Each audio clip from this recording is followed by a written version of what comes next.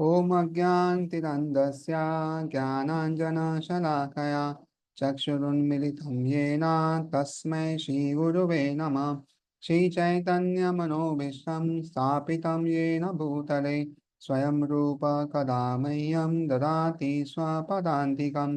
वन्देऽहं श्रीगुरू श्रीयुतापदकमलं श्रीगुरुं वैष्णवांश श्रीरूपं साग्रजातं सहगणारघुनाथं वितं तं सजीवं साद्वैतं सावधूतं परिजनसहितं कृष्णचैतन्यदेवं श्रीराधा कृष्णपादां सगणललिता श्रीविशाखावितं च। हे कृष्णा करुणा सिन्धु दीनबन्धु जगत्पते गोपेशा गोपिकान्त राधाकान्त नमस्तुते। तप्त कांचन गौरांगी राधे वृंदावनेश्वरी वृषभानुसुते देवी प्रणमामि हरिप्रिये।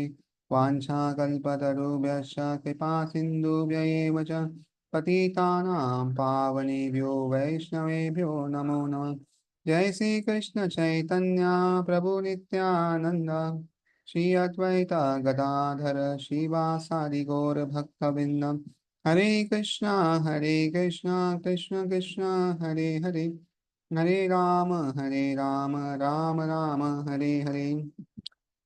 So today we are going to start the chapter number 4, and in English this chapter, his name is Transcendental Knowledge.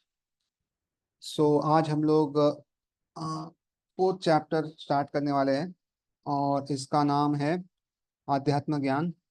तो लास्ट चैप्टर में हमने देखा कैसे लास्ट वर्सेस में लस्ट को कंट्रोल करने के लिए कहते हैं। तो इस चैप्टर में वो बताते हैं कि लस्ट को कंट्रोल करने के लिए कैसे ट्रांसेंडेंट नॉलेज हमें हेल्प करता है, और ये ट्रांसेंडेंट नॉलेज जो है कैसे भगवान श्री कृष्ण ने वो अपना परंपरा में सबको दिया है।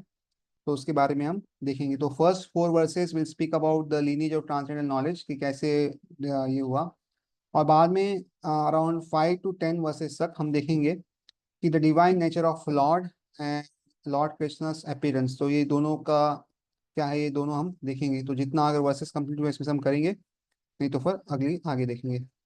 सो let's start with verse number 1। श्रीभगवानुवाच इमं विवस्वते योगं प्रोक्तवानहम् अव्ययं विवस्वान्मनवे प्राह मनुरिक्ष्वाकवे अब्रवीत्। Shri Bhagavan Uvacha, the Supreme Personality of Godhead said, Imam, this Imam means Vivasvate, unto the Sun God, Yogam, the science of one's relationship to the Supreme, Proktavan, instructed, Aham, I, Avyayam, imperishable, Vivaswan, Vivaswan, the Sun God's name, Manave, unto the Father of mankind of the name Vaivasvata, Praha, told, Manu, the Father of mankind, Ikshwakave, unto the king Ikshwaku, Abravit said. The personality of Godhead said, Lord Sri Krishna said, I instructed this imperishable science of yoga to the sun god Vivaswan, and Vivaswan instructed to it to Manu, the father of mankind, and the Manu in turn instructed it to Ikshwaku. भगवान श्री कृष्ण ने कहा, मैंने इस अमर योग विद्या का उपदेश सूर्यदेव विवस्वान को दिया, और विवस्वान ने मनुष्य के पिता मनु को उपदेश दिया, और मनु ने इसका उपदेश इक्ष्वाकु को दिया। इसमें हम देखते हैं कैसे ये जो विद्या है ये किसको मिली है, सन गॉड को मिली है, विवस्वान को, और विवस्वान ने इनको मनु को दी है, और मनु ने ये इक्ष्वाकु को दी है। तो जो नॉलेज हम लोग पढ़ रहे हैं, जो सुन रहे, साधारण नहीं है। ये राजा और महर्षि लोग या ऋषि मुनि लोग पढ़ते थे और सुनते थे। तो इसलिए बहुत महत्वपूर्ण है हम जो पढ़ रहे हैं। शायद हमें पता नहीं होगा कि हमें क्या मिला है, बट बहुत ही महत्वपूर्ण चीज है।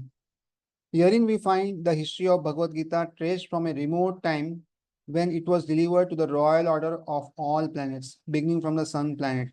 तो यहाँ हम देखते हैं भगवद गीता का इतिहास है जो बहुत पुराने समय से, जब वो अलग अलग जो प्लैनेट्स में जो भी बड़े बड़े लोग थे, क्षत्रिय लोग थे, उनको दिया, और वहाँ पे सन प्लैनेट को दिया।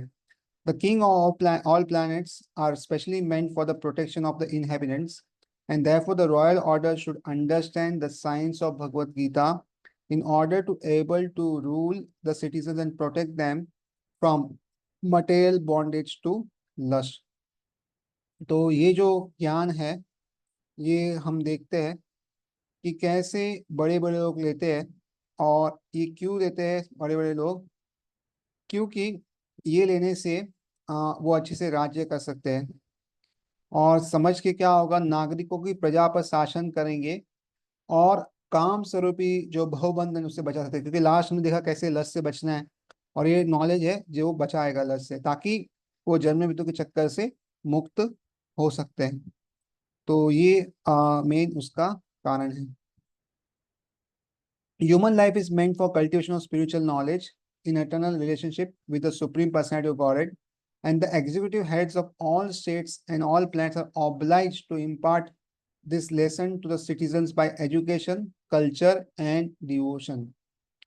तो मनुष्य जीवन जो है, उसका उद्देश्य क्या है कि भगवान के साथ अपना शाश्वत जो संबंध है उसको आध्यात्मिक ज्ञान से विकास करें, और सारे राज्य और जितने भी लोग हैं और उसके शासनकारी जो भी अध्यक्ष हैं, उनको चाहिए कि शिक्षा, संस्कृति और भक्ति, ये दो तीनों जो है ये नागरिकों को पाठ पढ़ाए, ये सब अलग जो विद्या है वो दे। तो तीनों जरूरी है, ज्ञान भी जरूरी है, कल्चर जरूरी है, और भक्ति जरूरी है। अगर कल्चर नहीं का अगर प्रोटेक्शन नहीं रहेगा, फिर संस्कृति नहीं रहेगी, तो बहुत लंबे समय तक आप ये ज्ञान लोगों को नहीं दे सकते। और इसलिए ये बहुत ज़रूरी है कि हम लोगों को ज्ञान के साथ साथ कल्चर और ये भी सब प्रदान करें, और साथ में भक्ति भी दे। अदरवाइज ये इतना आसान नहीं है। तो इसलिए हमें समझना चाहिए कि ये जो हाँ हमें मिला है, ये बहुत ही महत्वपूर्ण है। और जैसे इसमें बताया गया है कि this knowledge is a responsibility. तो अगर हमें भी ये ज्ञान मिलता है, तो हमारा रिस्पॉन्सिबिलिटी है कि हम ये ज्ञान जो है आगे लोगों में बांटे, हम तक सीमित ना रखें। और अगर आप देखोगे आगे भी वर्सेस आते हैं भागवतम में और इसमें भी।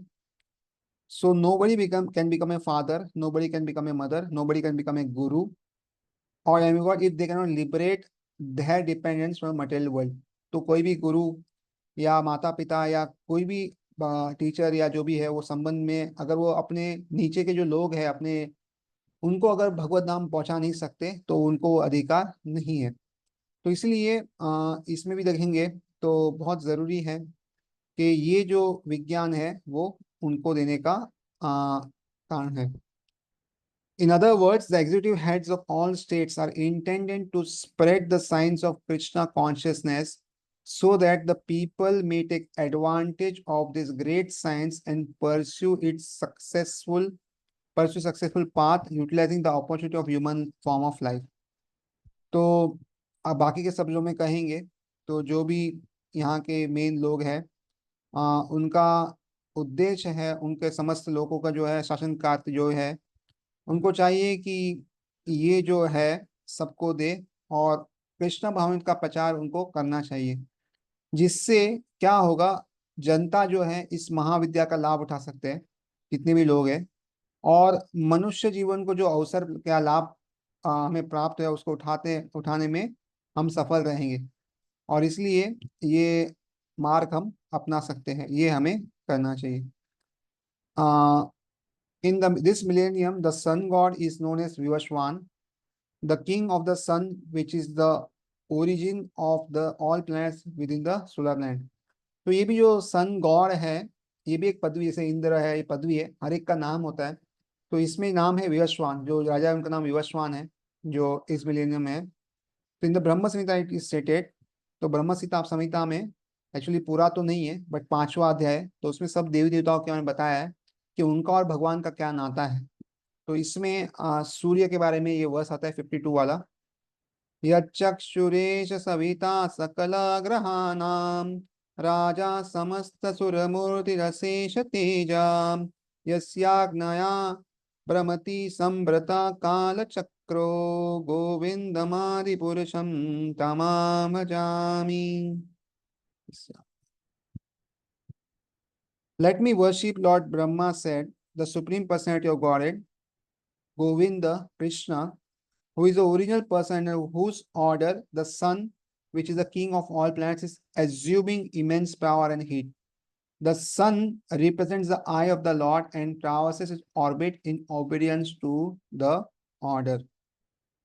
तो हम देखते हैं ब्रह्मा जी कहते हैं यहाँ पे कि मैं उन भगवान गोविंद की पूजा करता हूँ जो आदि पुरुष है और जिसके आदेश से समस्त लोगों का जो राजा है, यानी सूर्य जो है राजा है, अगर देखेंगे सबको लाइट देते, तो प्रभु शक्ति के साथ क्या करते हैं, सबको गर्मी प्रदान करते हैं, ऊष्मा देते हैं।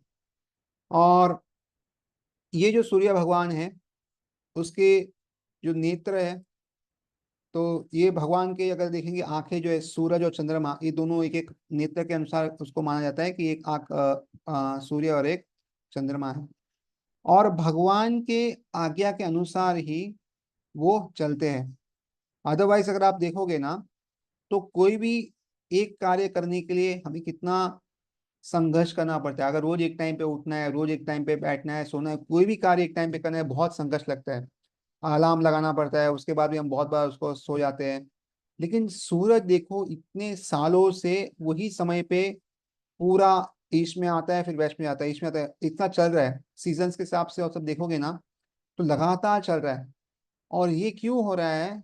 बिकॉज सूर्य को डर है, किसका? भगवान का, कि अगर वो नहीं करेंगे तो भगवान उनको डांटेंगे। तो इसलिए अगर आप देखोगे कि कैसे सूर्य जो है वो भी भगवान के अधीन है। The sun is the king of the planets, and the sun god at present of the name Vivaswan rules the sun planet, which is controlling all other planets by supplying heat and light. तो ये जो सूर्य है, ये सब राजा है सब अलग अलग ग्रहों के। और ये सूर्य देव जो है, अब इनका नाम विवस्वान है, जो सन प्लैनेट या सूर्य का जो ग्रह है उस पे राज्य कर रहे। और ये जो है बाकी ग्रह को कैसे कंट्रोल करते हैं? रोशनी देके और गर्मी प्रदान करते हैं। अगर देखो, अगर पृथ्वी जो है पूरा अंधकारमय, एक्चुअली अगर देखेंगे तो यहाँ पे रोशनी नहीं है। अगर सूरज अपनी रोशनी नहीं देगा तो हम लोग अपने आप फ्रीज हो जाएंगे। और इसलिए वो हमें लाइट और हीट दोनों देता है। इतनी दूर से इतना दे रहा है, मतलब उसकी शक्ति कितनी होगी, तो ये हम समझ सकते हैं। He is rotating under the order of Krishna, and lord Krishna originally made Vivasvan his first disciple to understand the science of Bhagavad Gita. तो जितने भी वो चक्कर काट रहे हैं सूरज जो है, वो भगवान के आदेश अनुसार कर रहे हैं। और भगवान कृष्ण ने विवस्वान को अपना पहला शिष्य बनाया, ये जो विज्ञान है भगवत गीता का, उसको समझने के लिए। The Gita is not therefore a speculative treatise for the insignificant mundane scholar, but is a standard book of knowledge coming down from time immemorial. तो ये जो गीता है, ये हमको समझना चाहिए, ये कोई साधारण की पुस्तक नहीं है। ये जो है, इसमें खजाना छुपा हुआ है। ये आज के जो लोग हैं, जो बोलते ना, जो स्कॉलर है या जो पढ़े लिखे लोग हैं, जो मुंडेन मतलब जो भौतिकवादी स्कॉलर है, उसको समझ में नहीं आएगा ये क्या है। और लेकिन तो ये एक मैनुअल जैसा है, स्टैंडर्ड बुक है, ये मैनुअल जैसा है, जो ऊपर से नीचे कितने समय से आ रहा है ये हमें पता नहीं है, लेकिन ये काफी समय से चलते आ रहा है। तो ये काल्पनिक वस्तु नहीं है, ये हमें समझना चाहिए। क्योंकि हमारी धारणा क्या है अधिकतर, कि कुछ समय पहले ही पृथ्वी आई है, कुछ समय पहले ही सब लोग आए हैं। तो जब भी हम कुछ सुनते हैं हजारों साल पहले है या कुछ, हम लगता है काल्पनिक होगा, परंतु ये काल्पनिक नहीं है, ये हमें समझना चाहिए। इसलिए कोई सांसारिक विद्यार्थी को ये समझ में नहीं आएगा, लेकिन ये बहुत ही अच्छे ग्रंथ में आता है। It's like a manual for living. ये हमें समझना चाहिए। तो आगे हम टाइम का कैलकुलेशन देखेंगे। इन द महाभारत शांति पर्व 348.51 to 52, we can trace out the history of the Gita as follows. त्रेतायुगादौ च ततो विवस्वान्मनवेदतौ मनुष्यलोकबृहत्यर्थं सूतयेक्ष्वाकवे ददौ इक्ष्वाकुना च कथितो व्याप्य लोकानवस्थिता।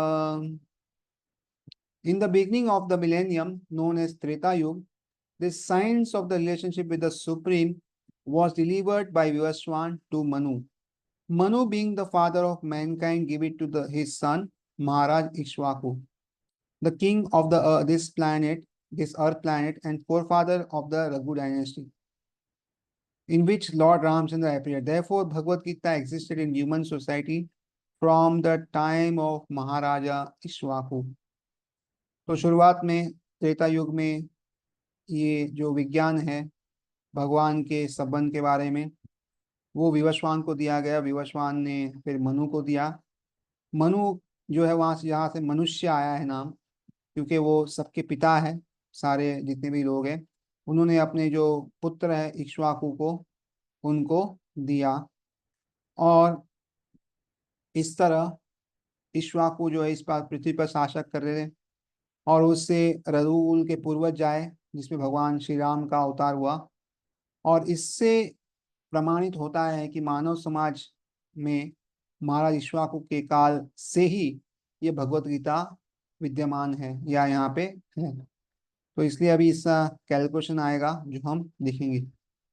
Eight the present moment we have just pass 5000 years of the Kali Yuga, which lasts for 4,30,000 years. तो अभी के समय हम देखेंगे तो सिर्फ 5,000 साल गए, और पूरे कलयुग की जो आयु है 4,32,000 साल की है। बिफोर दिस देयर वाज द्वापर युग which was 8 lakh years, and therefore before there was Treta Yuga 12 lakh years, and thus the some 20 lakh 5,000 years ago Manu spoke the Bhagavad Gita to his disciple and son Maharaj Ishwaku. तो 20,05,000 साल पहले ये बताया गया। तो ये rough calculation है। Actually द्वापर युग जो है वो 8 लाख के ऊपर, मतलब 432 इंटू 2 इंटू 3 रहता है, और इंटू 4 करेंगे तो सत्युग आएगा। तो रफ कैलकुलेशन ये बताया गया है कि कैसे ये 20,05,000 साल पहले ये मनु ने भगवता अपने डिसाइपल महाराज को बताया, जो इस पृथ्वी के राजा है। The age of the current Manu is calculate to last some, ये कितना हो गया, 30 crore 53 lakhs years। Yes, 30 crore 53 lakhs years, out of which 12 crore 4 lakh years जा चुके हैं। सो करीबन 30 करोड़ प्लस ईयर्स में से 12 लाख या 12 करोड़, सॉरी 12 करोड़ 4 लाख ईयर्स जा चुके हैं। Accepting that before the birth of Manu, the Gita was spoken by the Lord to his disciple, the sun god Vivaswan. A rough estimate is that the Gita was spoken at least 12 crore 4 lakh years ago in the human society, and it has been extended for 2 million years. तो ये कितना पुराना है हम समझ सकते हैं कि 12 करोड़ 4 लाख साल पहले करीबन एक तरफ एस्टिमेट से बोला गया था, और इससे ज्यादा ये वहां पे है। It was re-spoken by Lord again to Arjuna about 5,000 years ago. That is a rough estimate of the history of Gita according to Gita itself and according to the version of the speaker Lord Sri Krishna. तो क्योंकि ये परंपरा जो थी बहुत समय से चली आ रही थी, किंतु कुछ समय से नष्ट हो गई, तो इसलिए भगवान ने लगभग 5,000 वर्ष पूर्व वापस अर्जुन को ये पुनः कहा, और ये गीता के अनुसार है। और इसके जो वक्ता है भगवान कृष्ण, इसके जो कथन अनुसार ये हम देख सकते हैं।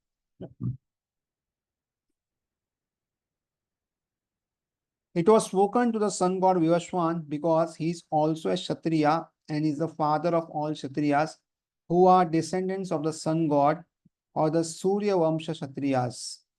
तो ये सूर्य पुत्र विवस्वान को कहा गया था, और क्योंकि वो क्षत्रिय में थे और उसके समस्त जो आगे क्षत्रिय है उसके मेन जनक थे या उससे सब सुनने से आए हैं।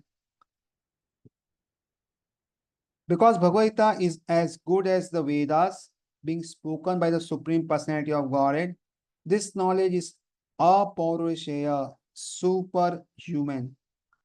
तो ये जो भगवद गीता का ज्ञान है ना, ये वेदों के समान ही श्री भगवान ने कहा है, और इसके ज्ञान को अपौरुष कहते हैं। मतलब इसमें कुछ गलतियां नहीं हो सकती, क्योंकि हम कुछ अगर करते हैं ना तो उसमें कुछ ना कुछ गड़बड़ होती है, लेकिन भगवान के इस ज्ञान में कोई गड़बड़ गलती नहीं है।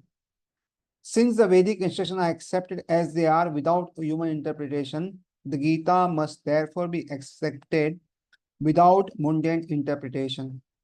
तो वैदिक के जो भी आदेश होते हैं उसको यथारूप या बिना किसी हम अलग अलग तर्क वितर्क के स्वीकार करते हैं, उसी तरह गीता को भी ऐसे ही स्वीकार हमें करना चाहिए ताकि हमें अच्छे से समझ में आ सके। The mundane wranglers may speculate on the Gita in their own ways, but that is not Bhagavad Gita as it is. Therefore, Bhagavad Gita has to be accepted as it is from the disciplic succession, and it is described herein that the Lord spoke to the sun god, the sun god spoke to his son Manu, and Manu spoke to his son Ikshvaku। तो जितने भी तार्किक जन होते हैं जो तर्क वितर्क करते हैं, तो वो अपनी अपनी विधि से क्या करते हैं, गीता के विषय पर चिंतन मनन करते हैं, लेकिन वो यथारूप नहीं है। भगवद गीता जैसे है वैसा नहीं है, जो भगवान चाहते हैं वैसा नहीं है। और इसलिए भगवत गीता को गुरु परंपरा से हमें यथारूप, जैसे भगवद गीता लिखा है यथारूप, वैसे ही ग्रहण करना चाहिए, अपनाना चाहिए। और यहाँ पे वर्णन हुआ है कि भगवान ने इसे सूर्य देव को से कहा, और सूर्य ने अपने पुत्र मनु से, और मनु ने अपने पुत्र इक्ष्वाकु से कहा। तो इस तरह ये चला आ रहा है गुरु परंपरा से, तो हमें भी इसी परंपरा से सुनना चाहिए। तो आगे कैसे परंपरा का नाश हुआ सेकंड श्लोक में बताते हैं।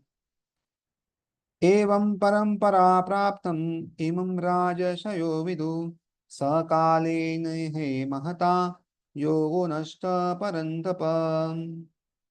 एवं thus परंपरा by disciplic succession, praptam received, imam this science, rajashaya rishaya the saintly kings, vidu understood, sa that knowledge, kalena in the course of time, iha in this world, mahata great, yoga the science of one's relationship with the supreme, nashta scattered, param tapa o Arjuna subdued of the enemies।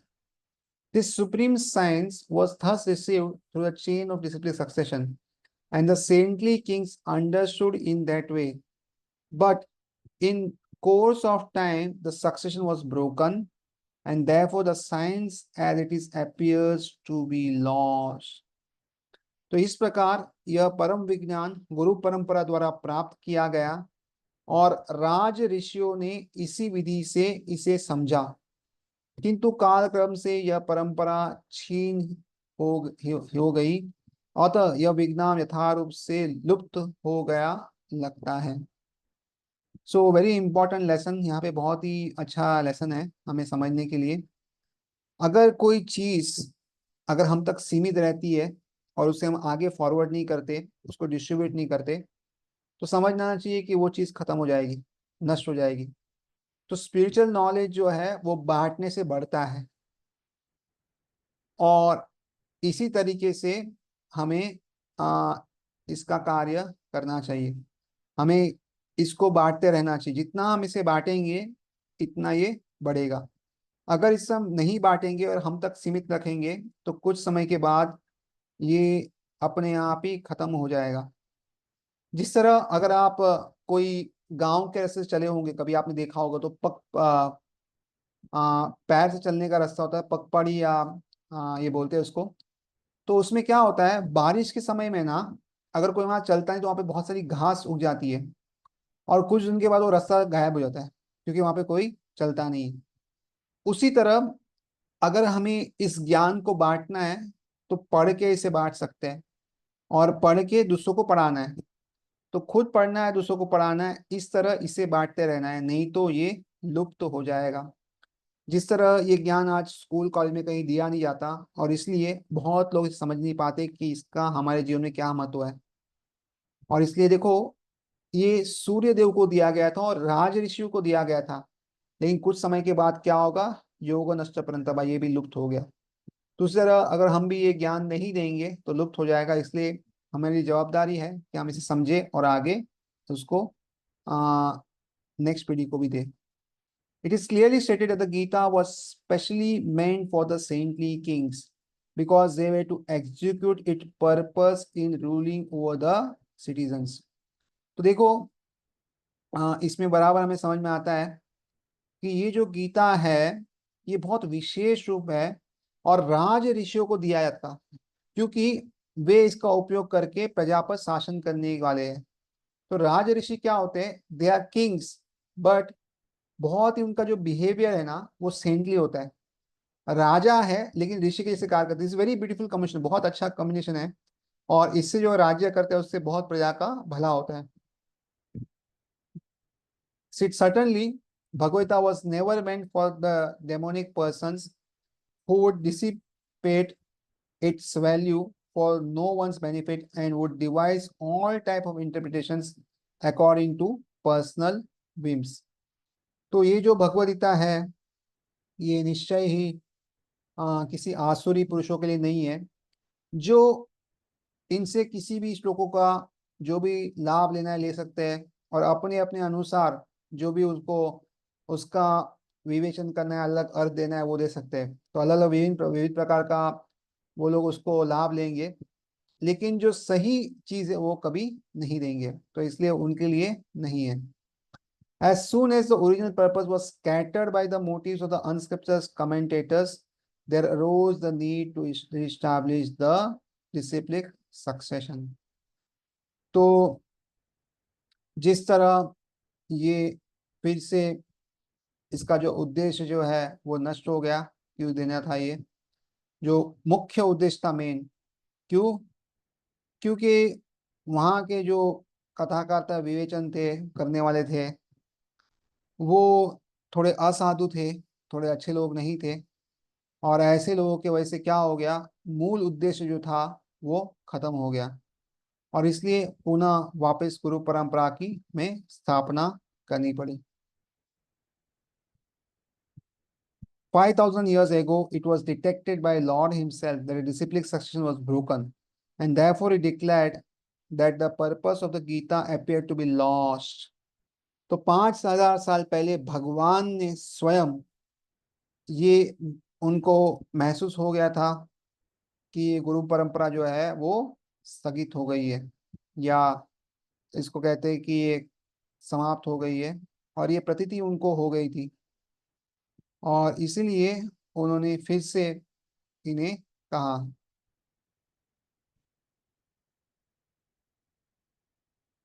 In the same way, at the present moment also, there are so many editions of the Gita, especially in English, but almost all of them are not according to authorized disciplic succession. तो आज भी हम देखते हैं गीता के बहुत सारे अनगिनत अलग अलग प्रतीति हमें मिलेगी, लेकिन ये सब में अगर आप देखोगे ना तो जो अधिकृत गुरु शिष्य परंपरा है उसके अनुसार नहीं लिखी गई है। इसमें बहुत सारे अलग इंटरप्रिटेशन किए गए हैं जो हमारे कार्य के नहीं हैं, और इसलिए ये वापस हमें लिखनी गई, और स्पेशली अंग्रेजी भाषा में या इंग्लिश लैंग्वेज में बहुत गड़बड़ है इसमें। There are innumerable interpretations rendered by different mundane scholars, but almost all of them do not accept the supreme personality of Godhead Krishna, although they make a good business on the words of Sri Krishna. तो हम देखते हैं कि अलग अलग रोग जो है उसमें अलग अलग विभिन्न तरीके से विद्वान जो है गीता पे टीका लिखते हैं, और बहुत टीका लिखते हैं, किंतु वो भगवान कृष्ण को स्वीकार नहीं करते। और इसलिए भगवान कृष्ण के नाम पे अच्छा बिजनेस तो करते, व्यापार करते, चलाते हैं, किंतु उनको मानते नहीं है। तो ये अच्छी चीज नहीं है। The spirit is demoniac because demons do not believe in God but simply enjoy the property of the Supreme. Since there is a great need of the edition of the Gita in English, as it is received by Parampara's disciple succession system, an attempt is made herewith to fulfill this great want. Bhagavad Gita, accepted as it is a great boon to humanity. But if it is accepted as a treatise of philosophical speculations, it is simply a waste of time. तो इसमें बताते हैं कि अंग्रेजी भाषा में गीता के ये जो संस्करण है, इसकी खासी ज़रूरत थी, आवश्यकता थी, और इसलिए फिर से इसको प्रस्तुत किया गया है। और प्रस्तुत प्रयास में इस आवश्यकता को पूर्ति की गई है कि इसमें जो परंपरा से ज्ञान हो वही दिया जाए। और इसलिए भगवत गीता जो यथारूप है, ये मानवता के लिए बहुत बड़ा वरदान है।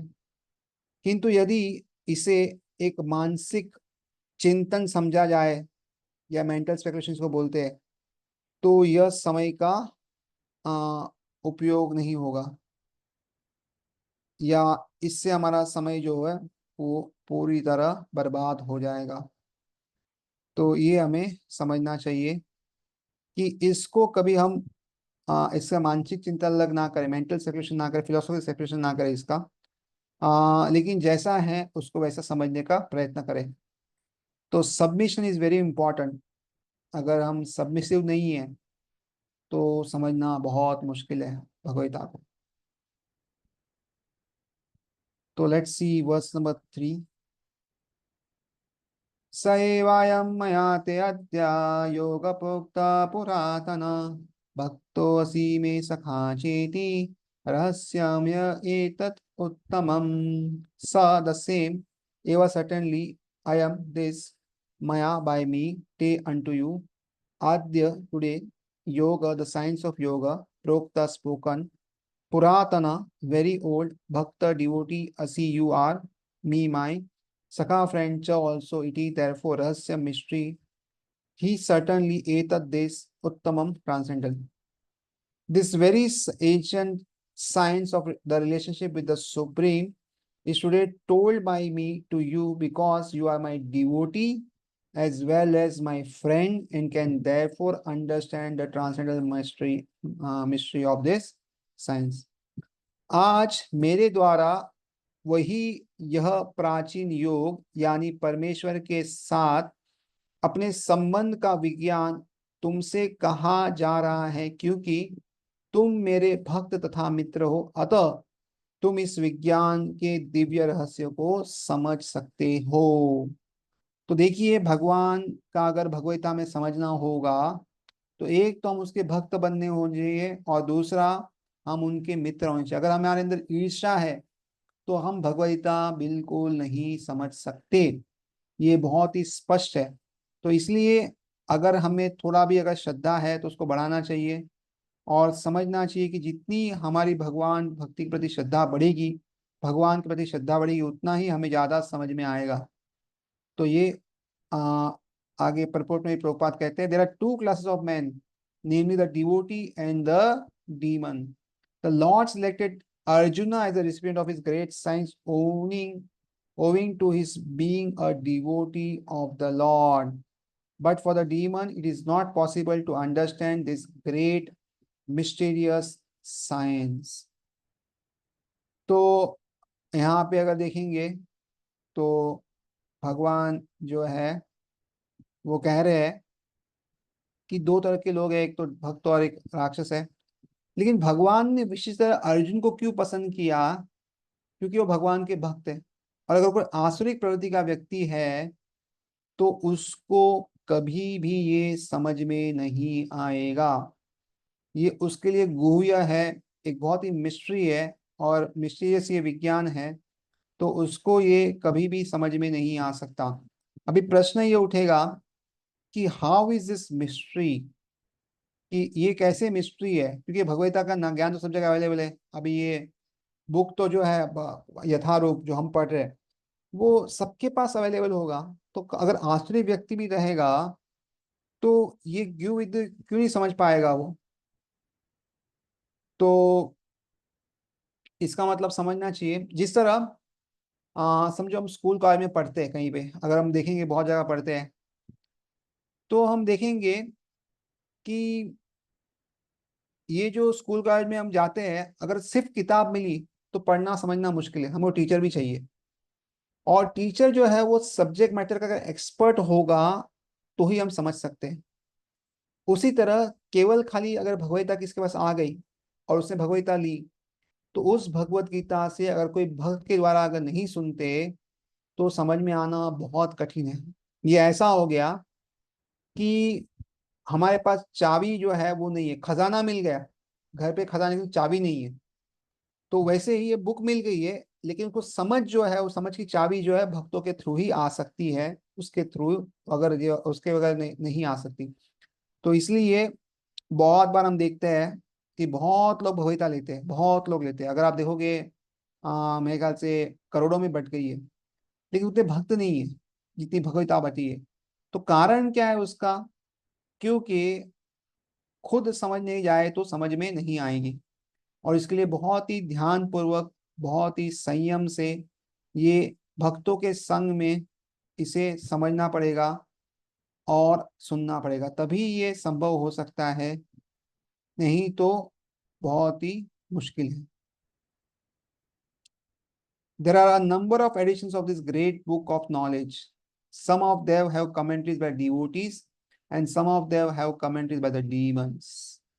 तो हम देखते हैं इसमें बहुत ही अलग अलग हम देखेंगे संस्करण उपलब्ध है या बहुत सारी कॉपीज अवेलेबल है। तो कुछ में भक्तों ने टीकाएं की है और कुछ में असुरों ने टीकाएं की है। कमेंटेशन by the devotees is real, where that is of demons is useless. तो यहाँ पे भक्तों ने टीका की है वो बराबर है, बाकी असुर ने की वो काम की नहीं है। Arjuna accepts Sri Krishna as the supreme personality of Godhead, and any commentary on the Gita following in the footsteps of Arjuna is real devotional service to the cause of this great science. तो अर्जुना क्या करते हैं?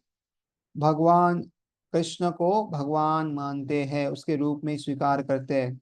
और इसलिए जो भी भाष्य लिखा जाता है, अगर वो अर्जुन के पद चिन्हों का अनुसरण करते हुए लिखा जाता है तो वो बराबर परंपरा में है, परंपरा विधि में है और फिर वास्तविक है, नहीं तो उसमें गड़बड़ है। The demonic however do not accept Lord Krishna as he is. Instead they concoct something about Krishna and mislead general readers from the path of Krishna's instructions. Here is a warning about such misleading paths. One should try to follow the disciplic succession from Arjuna and thus be benefited by this great science of Srimad Bhagavad Gita. तो असुर लोग जो है भगवान को नहीं मानते और इसलिए अलग अलग मनगढ़ंत बातें करते और उपदेश मार्ग के समान आ, जो जनता रहती है उसको गुमराह करते रहते हैं। अगर आप देखोगे तो कुछ ये बताएंगे, कुछ और बताओगे, ऐसे कुछ बता देंगे। तो इसलिए उनसे हमें बचना चाहिए और एक चेतावनी दे रहे हैं यहाँ पे प्रभु पशिला प्रभुपाद जी की, ऐसी किताब हमें नहीं पढ़नी चाहिए, समझना नहीं चाहिए। और इसलिए हमें क्या चाहिए कि हम अर्जुन की जो परंपरा है उसका अनुसरण करें और श्रीमद् भगवत गीता जो है उसको एक परम विज्ञान से हम भी इसका लाभ उठाए। और ये हमें करना चाहिए, इसका लाभ हमें लेना चाहिए। लाभ कैसे ले सकते हैं? जो गुरु परंपरा में आते हैं वैसा ही समझे और भक्त के रूप में समझेंगे तो ही हमें लाभ है, नहीं तो बहुत मुश्किल है। क्योंकि आज हम देखते हैं कि बहुत लोग, अगर आप देखोगे यूट्यूब पे, ऑनलाइन पे, कोई भी जो व्यक्ति है भगवत पे बोलना शुरू करता है और कुछ भी बोल सकता है। जिस तरह अगर समझो आप देखोगे ना, डॉक्टर अगर रहेगा ना तो ही वो डॉक्टरी पे बोल सकता है। कोई भी व्यक्ति डॉक्टर से नहीं बोल सकता कि ये बीमारी है, ऐसा है, ऐसा ऐसा, कोई भी दवाई लिखनी ले सकता। अगर आप केमिस्ट के पास जाओगे आ, या आप कहीं जाओगे तो आप देखोगे कि हर कोई व्यक्ति जो है वो कोई भी लिख के देगा तो केमिस्ट मानेगा नहीं, डॉक्टर चाहिए उसके लिए। उसी तरह लॉयर जो है वही हाई कोर्ट सुप्रीम कोर्ट में जा सकता है। लेकिन जब स्पिरिचुअलिटी की बात आती है, स्पेशली हमारे यहाँ पे, तो हम देखते हैं कि कोई भी बड़ा व्यक्ति आता है किसी भी इसमें उसमें मशहूर हो गया तो चालू करता है कि ये सही है, गलत है, ये गलत है, ऐसा है। तो इसलिए हमें ऐसे लोगों से सुनना चाहिए जो उसमें अथॉरिटी हो, या उसमें उन्होंने बहुत सालों से उस पे सफल तरीके से सब लोगों का मार्गदर्शन किया और खुद वो प्रैक्टिस करते हो। तो ये बहुत सारी चीजें हमें देखनी चाहिए और वैसे ही हमें अपनाना चाहिए। किसी का भी सुन के अगर हम लेंगे, आजकल के सोशल मीडिया के जमाने में जहाँ पे इंटरनेट पे जो भी आता है हम उसको सत्य मानते हैं, उसका हम प्रश्न नहीं पूछते कि इसका बैकग्राउंड क्या है। तो गुरु, साधु और शास्त्र, ये तीन चीजें मिलनी चाहिए। जो सामने कहता है वो साधु और शास्त्र के अंदर भी होना चाहिए। गुरु ने भी कहा है कि शास्त्र में, अगर शास्त्र के विरुद्ध है तो हमें उसको नहीं मानना चाहिए। और इसलिए बहुत विवेक शक्ति की जरूरत है, हम क्या सुने क्या नहीं सुने। और इसलिए ध्यान पूर्वक अर्जुन के पदचिन्हों के पिछल के ही सब कुछ हमें समझना चाहिए, और वैसे करने से ही हमें लाभ होगा। तो अभी चौथे श्लोक में देखो, यहाँ पे अर्जुन भी प्रश्न पूछ रहे हैं, लेकिन इसमें जानकारी पाने का वो कैसे हो सकता है ऐसा पूछ रहे, क्यों हो सकता है ऐसा नहीं पूछ रहे। तो आप देखिए कैसे प्रश्न पूछ रहे हैं चौथे श्लोक में। अर्जुनो वाच अपरं भवतो जन्म परम जन्म विवस्वत कथम एतद् विजानीयम् त्वमादौ प्रोक्तवान इति। तो कहते विजानीयम, कैसे मैं जानूं, मैं कैसे जानूं। अर्जुन वाच, अर्जुन सेड अपरम जूनियर भवत, योर जन्म बर्थ, परम सुपीरियर जन्म birth Vivasvat of the sun god, कथम, हाउ एतद् दिस विजानीयम विजानीयम shall I understand, Tom you Adav in this beginning Proktavan instructed iti thus. Arjuna said, the son called Vivaswan is senior by birth to you. How am I to understand that in the beginning you instructed his science to him? देखो प्रश्न पूछने का तरीका कैसे कैसे मैं समझू कि आपने ये विज्ञान जो है सूर्यदेव को, उसने ये नहीं बत पूछा कि ये हो नहीं हो सकता, क्यों मैं ऐसे समझू, क्यों मानू इसको, ऐसा नहीं बोल रहे। कैसे समझू मैं इसको। अर्जुन ने कहा सूर्यदेव विवस्वान आपसे पहले हो चुके, श्रेष्ठ है, तो फिर मैं कैसे समझू कि प्रारंभ में भी आपने उन्हें इस विद्या का उपदेश दिया था। ये भी वो प्रश्न जो पूछ रहे बाकी लोगों के लिए पूछ रहे, क्योंकि अर्जुन को तो पूरा भरोसा है किंतु बाकी लोगों को ये भरोसा नहीं है, और इसलिए उनके लिए, सब लोगों के लिए ये अर्जुन जो है वो प्रश्न पहले से ही पूछ रहे। Arjuna is an accepted devotee of the Lord, so how could he not believe Krishna's words? The fact is that Arjuna is not inquiring for himself, but for those who do not believe in the Supreme Personality of Godhead, or for the demons who do not like the idea that Krishna should be accepted as the Supreme Personality of Godhead. For them, only Arjuna inquires on this point, as if he were himself not aware of the personality of Godhead और कृष्णा। तो अभी अर्जुन ये क्यों पूछ रहे हैं, ताकि जो बाकी लोग हैं जिनको विश्वास नहीं होगा भगवान के वचनों पे, और कुछ कुछ लोग ऐसे भी होते हैं कि जिसको जिज्ञासा हो सकती है, ऐसी बहुत लोगों को। तो इसलिए जो भगवान पे विश्वास नहीं करते और जो असुर लोग हैं जिनको ये विचार पसंद नहीं आएगा, उसके लिए अर्जुन जो है इस तरह पूछ रहे हैं, नहीं तो कोई कारण नहीं है। और आएगा वैसे, as it will be evident from the 10th chapter, Arjuna knew perfectly well that Krishna is supreme personality of Godhead, the fountain of everything, and the last word in transcendence. तो आएगा आगे कि भली भांति कृष्ण इसको जानते थे, और 10वें अध्याय में देखेंगे वो स्पष्ट होगा कि वो इसके बारे में बहुत अच्छे से पता था उनको। Of course, Krishna also appeared as a son of Devaki on the earth. How Krishna remained the same supreme personality of Godhead, the eternal original person, is very difficult for an ordinary man to understand. तो हम देखते हैं यहाँ पे भी कथाओं में आता है कैसे कृष्ण भगवान ने देव के गर्भ में जन्म लिया, लेकिन कृष्ण कैसे वही भगवान है, वही सुप्रीम पर्सनैलिटी ऑफ गॉड जो हम कहते हैं, ये समझ पाना सामान्य व्यक्ति के लिए बहुत कठिन है, कैसे उनका शाश्वत रूप है। और उसी तरह आदि पुरुष है और दिव्य रूप में स्थित है, बहुत मुश्किल है समझना।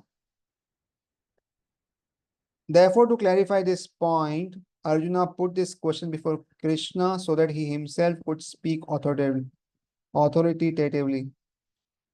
तो अर्जुना ये प्रश्न जो है कृष्ण के सामने रखते हैं ताकि जो कृष्ण जो है वो अच्छी तरह से इनको ये बता सके, ताकि सब लोग निसंदेह हो जाए कि जो बता रहे हैं वो सही है। और इसका मतलब ये प्रामाणिक भी हो जाएगा क्योंकि भगवान स्वयं इसको बता रहे हैं। That Krishna is supreme authority is accepted by the whole world, not only at present but from the time immemorial, and the demons alone reject him. तो भगवान जो है वो सबसे मेन है और सबसे ऊपर परम है। तो कृष्ण जो परम प्रमाण है, ये हम देखते हैं कि सब लोग इसको मानते हैं, सारा विश्व इसको मानता है, लेकिन कुछ असुर जो लोग हैं उसको स्वीकार नहीं है, वो उसको नहीं मानते। तो हम्म,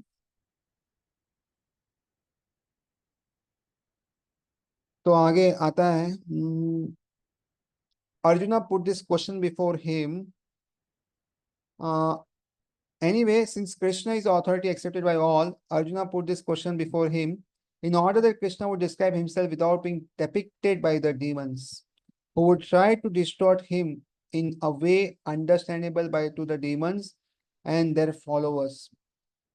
तो कृष्णा जो है उनका प्रमाण तो सबको पता है और सब लोग जानते हैं, तो इसलिए भगवान के सामने अर्जुन ये प्रश्न पूछ रहे ताकि क्या होगा, नहीं तो आसुरिक लोग जो है वो बताएंगे कृष्ण कौन है कैसे है, और जब वो बताएंगे तो क्या होगा, वो गलत तरीके से बताएंगे और उससे क्या होगा, ये सिर्फ असुरों को समझ में आएगा और उनके जो अनुयायी उनको समझ में आएगा। तो ये जो तरीका है ये गलत तरीका है, और इससे बचने के लिए जो सही तरीका है वो बताने के लिए अर्जुन क्या कर रहे हैं, स्वयं कृष्णा को ये प्रश्न पूछ रहे हैं ताकि लोग जो है उसको तोड़ मरोड़ के प्रस्तुत ना करे, जैसा है वैसा ही प्रस्तुत करे, as it is. Therefore, when Krishna himself speaks about himself, uh,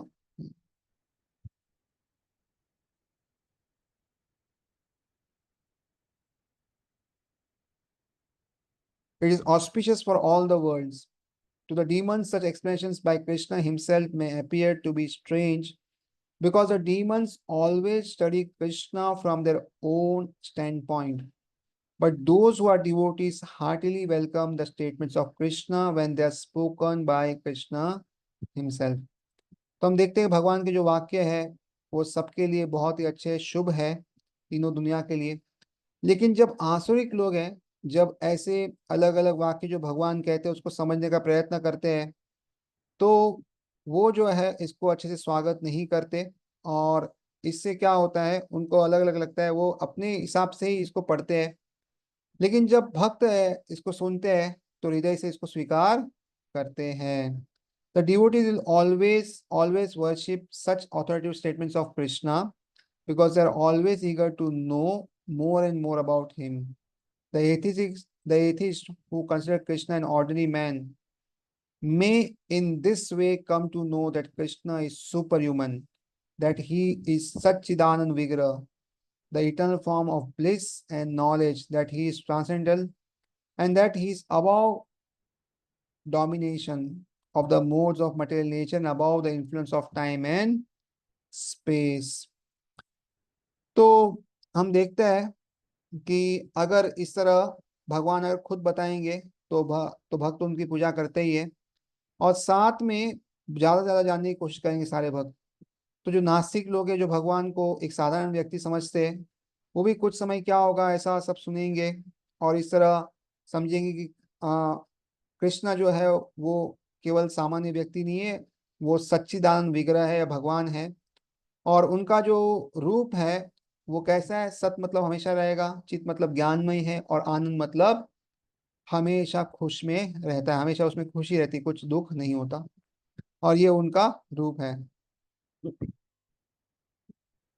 और ये जो सच्चिदानंद रूप है ये तीनों गुण के ऊपर है। अगर हम देखेंगे तो आगे आएगा बहुत सारे शास्त्र अलग अलग अध्यायों में कि तीन गुण है, सत्व रजस और तमोगुण, और हम हमेशा कोई ना कोई गुण में रहते हैं। लेकिन भगवान जो है ये इससे ऊपर है, तीनों गुण से परे है, ये हमें समझना चाहिए। A devotee of Krishna like Arjuna is undoubtedly above any misunderstanding of the transcendental position of Krishna. Arjuna's putting this question before the Lord is simply an attempt by the devotee to defy the atheistic attitude of the person who considers Krishna to be an ordinary human being subject to the modes of material nature. तो अर्जुन को जो तो पता है कि कृष्ण जो है वही मेन है और उनके ही भक्त है, जो अर्जुन जो उनके ही भक्त है, और कृष्ण के दिव्य स्वरूप है उसके बारे में उनको कोई भी भ्रम नहीं है। लेकिन अर्जुन क्यों ये भगवान के सामने ऐसा प्रश्न पूछ रहे हैं? ताकि उनका उद्देश्य क्या है कि जो व्यक्ति, जो नास्तिकवादी लोग हैं या जो ऐसे अलग लोग हैं जो चुनौती देते हैं, उसको कृष्ण अच्छे से जवाब दे सके, और कृष्ण जो है वो ये भौतिक गुण के अधीन नहीं है, ये वो समझ सके। क्योंकि ऐसे जो लोग हैं वो भगवान को साधारण व्यक्ति समझते हैं जो तीन गुण के अंदर है। तो ये सब उनके जो भी अलग अलग मनगढ़ंत चीजें हैं, जो उनके विचार है, उसको बदलने के लिए, उसको समझाने के लिए अर्जुन जो है स्वयं एक जो प्रश्न है अर्जुन से पूछे, ताकि जो कृष्ण से पूछे अर्जुन ये प्रश्न, ताकि कृष्ण इसका बराबर उत्तर दे सके। तो आई थिंक हम आज के इस प्रवचन को यहीं पे विराम देते हैं।